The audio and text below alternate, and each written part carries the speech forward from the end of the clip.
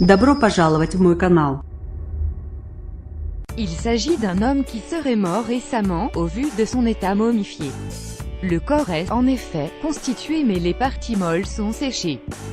Comme il ne s'agit pas d'ossements, l'éventualité du corps du fameux Xavier Dupont de Ligonnès, suspecté d'avoir tué sa femme et ses 4 enfants et qui reste introuvable après être passé à Roquebrune-sur-Argent, est complètement écarté. Plus grand que lire aussi, un cadavre découvert en contrebas d'une falaise du rocher de Roquebrune-sur-Argent. La victime se trouvait dans un endroit vraiment inaccessible, en contrebas d'une falaise du rocher, à environ 500 mètres au-dessus de la chapelle Notre-Dame de la Roquette. Les gendarmes de la brigade du Muy ont immédiatement diligenté une enquête.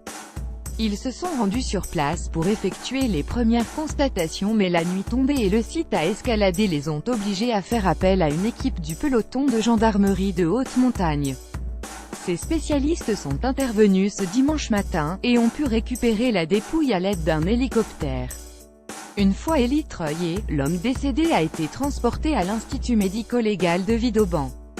Une autopsie complète dans les prochains jours. Un premier examen pour évaluer les éléments suspects est pratiqué par le médecin légiste qui réalisera une autopsie complète dans les jours prochains. Mais les conclusions après de multiples analyses vont prendre du temps.